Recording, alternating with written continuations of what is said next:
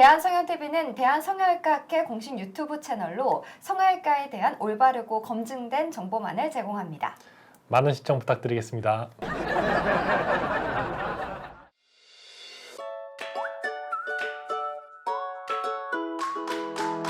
여러분 안녕하세요. 대한성형TV MC 수민이고요. 제 옆에는 든든한 안녕하세요. 대한성형외과학회 눈성연구회 학술위원장을 맡고 있는 최동일입니다. 우리 최동일 원장님을 다시 한번 모셔봤습니다. 오늘 주제는 바로 쌍꺼풀 재수술 두둥입니다.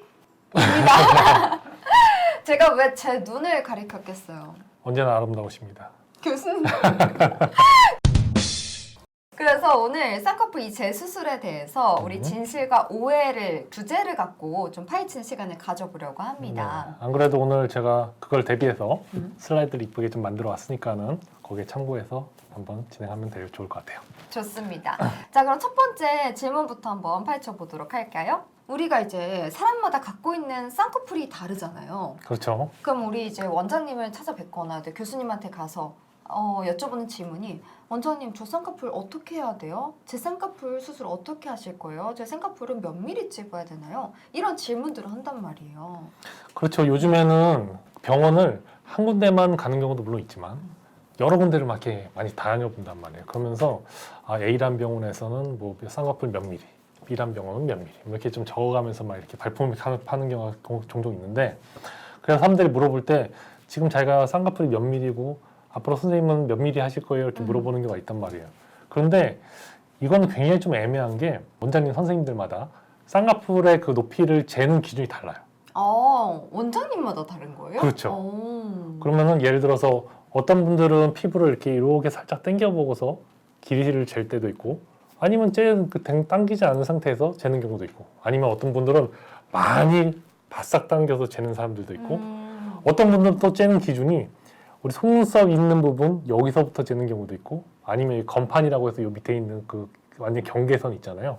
거기서부터 재시는 분들도 있고 기준이 다 다르거든요. 그 실제로는 예를 들어서 A 병원에서는 뭐 4mm, 뭐 B 병원에서는 7mm, 뭐 C 병원에서는 뭐 9mm, 실제로 이게 다 같을 수가 있어요. 그러니까 오해가 되기 때문에 저는 사실은 환자분들이 저희 병원으로 내원을 하셨을 때는 밀리수를 재드리지 않습니다. 제가 귀찮아서 안 재드리는 게 아니라 오해가 생길 수 있어요. 맞아, 왜냐면 오해하겠다. 그렇죠. 그러니까 예를 들어서 제가 레전트 할 때, 수련할 때 우리 과장님은 피부를 당기지 않고 쟀단 말이에요. 그러면은 그게 대충 한 4mm 정도가 나오거든요.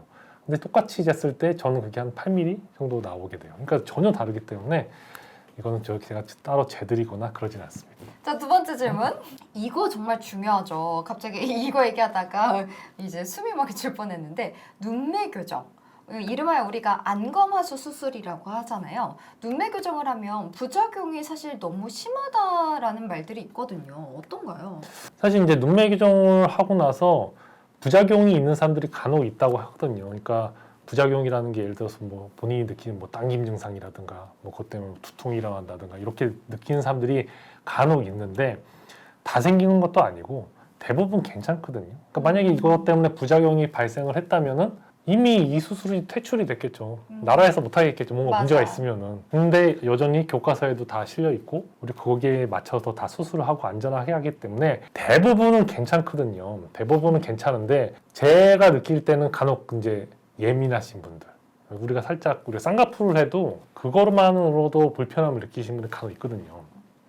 그것 때문에도 불편함을 느끼시는 분들도 있고, 아니면 어떤 분들은 너무 뭐 속안에 수술할 때 뭔가 좀 자극이 됐다든가, 아니면 뭐 재수술할 때 뭔가 문제가 있었다든가, 그것 때문에 그럴 수도 있는데, 만약에 혹시라도 그런 게 발생을 할 경우에는 바로 풀면은 대부분 원상대로 좋아지는 경우가 많으니까는 너무 걱정을 안 하셔도 될 것 같습니다.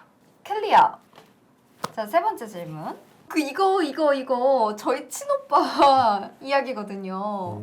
근육을 자르는 눈매 교정이 있다고 하던데. 근육을 자르는 눈매 교정이라고 하는 거는, 그러니까 예를 들어서 중풍도 이상이나 아니면 아주 심한 안검하수일 때, 그럴 때 많이 당기기 위해서 이게 당겨 놓는데, 간혹 환자분들이 이런 걸 물어보는 경우가 있어요. 그러니까 눈매 교정을 하는데 혹시 원장님 하시는 경우가 뭐 그 근육을 자르는 눈매 교정 하셔야 되는 거 아니에요? 이렇게 하시는 경우가 아니에요? 이렇게 물어보는 경우가 있단 말이에요. 그러면은 사실은 이게 문제가 있는 건 아니고, 자기한테 맞는 수술을 하면 되는데 이거는 중등도 아주 심한 경우에만 하는 수술이고 대부분 환자에서는 이 수술을 할 리가 없거든요.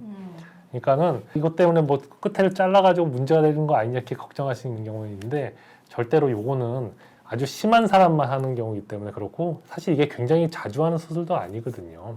그러니까는 정확한 진단을 많이 정확한 수술할 수 있는 거고 간혹 드물게 이걸 또 받았다는 분들이 있어요. 경화난검하수에서. 그러면은 큰일 나거든요.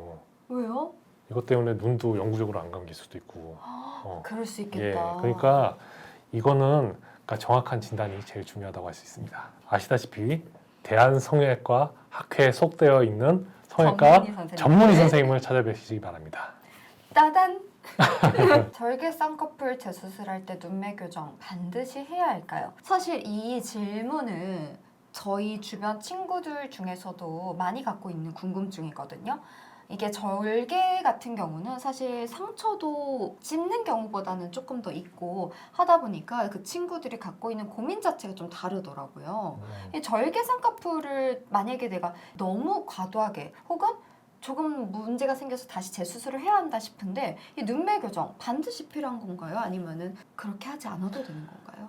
일단 한 줄 대답은 아닙니다. 절개 눈매 교정을 그 재수술할 때 꼭 해야 된다고 이렇게 얘기하시는 선생님들도 있다고는 저도 들었는데 이제 환자분들이 가끔씩 이제 상담을 하다 보면은 다른 병원에서는 절개 눈매 교정 해야 된다고 설명을 듣고 왔어요 이렇게 얘기하는 경우가 있거든요. 근데 반드시 필요한 건 아니고요. 필요한 경우에만 하게 되는데 그러니까 예를 들어서 절개로 이제 재수술을 하다 보면 상처를 열어봤을 때 속 안에 있는 조직이 많이 닫혀 있는 경우도 의외로 많거든요. 눈 뜨는 구멍이 뭐 찢어져 있다든가 아니면 뭔가 좀 분리가 되어 있다든가 이렇다면 당연히 그거를 원 상태로 붙여놓던지 아니면 속 안에가 뭐 찢어져 있는 걸 다시 봉합을 하던지 이런 거를 하려고 목적으로 그걸 하는 건데 만약에 그냥 우리가 눈매 교정을 안 하기로 했다 그렇게 했다 하더라도 해서 만약에 열었는데 이거 눈매 교정이 필요해 그렇다고 안 하고 나올 수 없잖아요. 속 안에가 막 엉망인데 그러니까 그럴 때는 우리가 하게 된다 이렇게 말씀드릴 수 있는데 이건 반드시 필요한 건 아닙니다. 그러니까 그때 상황에 맞춰서 하는 거고 그리고 보통 눈매 교정이라 하면은 살짝 졸려 보이는 사람도 있단 말이에요. 맞아요. 그런 사람일 때 주로 하게 되는 수술이고 절개로 재수술하겠다고 해서 무조건 해야 되는 것은 아닙니다. 맞아요. 매몰법도 근데 여러 가지 많잖아요. 전 같은 경우에는 첫 번째 한 재수술은 이중 매몰이거든요. 이 매몰법 후에 절개할 때 이 내부의 실 같은 경우가 좀 다르다고 하는데 저의 이중 매몰 같은 경우는 녹는 실로 해서 따로 실을 뽑지 않았거든요. 뭔가 그 실 갖고 있는 게 다른 건가요? 매몰법이라고 하면은 예전에는 이제 녹는 실로 하는 경우도 있고 안 녹는 실로 하는 경우가 있는데 사실 대부분은 안 녹는 실로 하거든요. 그리고 아마 실을 뽑지는 않았을 거예요. 왜냐면은 그걸 갖고 사는 거거든요. 아마 겉에 있는 실은 뽑지 않고 그런데 이제 우리가 재수술할 때 그게 대부분 보이거든요. 그러면 이제 우리가 쑥 제거하면 바로 제거가 되는데 그렇다고 해서 재수술할 때 만약에 속 안에 좀 깊숙하게 박혀 있거나 그러면은 억지로 그걸 막 이렇게 찾아서 제거하지 않거든요. 왜냐하면 오히려 이걸 막 이렇게 찾아서 하는 행동 자체가 또 다른 손상을 줄 수 있는 행동이기 때문에 사실 그 실은 의학적으로 그냥 갖고 살아도 되는 실이기 때문에 큰 문제될 건 없거든요. 그러니까는 그냥 갖고 사셔도 되는데 간혹 이런 경우는 있어요. 매몰법 했던 실이 좀 이렇게 길었는데 절개법을 하고 나서 그 실이 끊어진 부분이 이렇게 살 바깥으로 이렇게 딱 나오는 경우가 있어요. 그럴 때는 그냥 이렇게 쏙 빼면 나오거든요. 그럼 나오긴 해요? 네, 그렇죠. 근데 또 예를 들어서 이 실이 나왔는데 환자분들이 집에서 셀프로 뭐지? 이렇게 빼기는 좀 무섭거든요. 또. 그렇죠. 그러니까 그럴 때는 그냥 병원으로 오셔서 그 담당 선생님한테 뽑으시면은 가볍게 해외에 되고 간혹 또 이것 때문에 오해하시는 분들도 있어요. 어떤 오해? 이거 수술 잘못된 거 아니냐? 아. 예를 들어서 왜 우리가 코 수술하거나 했을 때 뭐 이게 뭐 보형물이 삐져 나왔다거나 그러면은 오해하잖아요. 뭐 네. 잘못된 거 아니냐? 절대 그런 거 아니고 그냥 제거하면 괜찮습니다. 아무런 문제 없으니까는 걱정하지 마시고 병원에 오시면 됩니다. 이렇게 원장님이나 교수님처럼 지식이 많다고 하면 사실 이거 문제 없으니까 걱정 안 해도 돼 이렇게 살 텐데 저희 같은 환자의 경우에서는 갖고 있는 지식이 많지 않으니까 항상 불안해하면서 이거 잘 된 건가요? 이거 어떻게 된 건가요? 하고 그렇죠. 여쭤볼 수밖에 없는 거잖아요. 그럴 수도 있습니다. 네. 근데 이렇게 친절한 원장님과 교수님이 계시니까 한결 마음이 나아질 것 같습니다. 언제나 친절하도록 노력하겠습니다. 그래서 우리 이런 원장님 덕분에 딱 수술을 했어. 그래서 너무 수술이 잘 됐어. 그런 경우도 있지만 반면에 만약 내가 원하는 모양으로 그리고 원하는 모습으로 안 되는 경우도 있긴 하잖아요. 물론 그럴 수 있죠. 만약에 내가 눈매 교정을 풀고 싶어. 그렇다면 어떤 수술을 받아야 돼?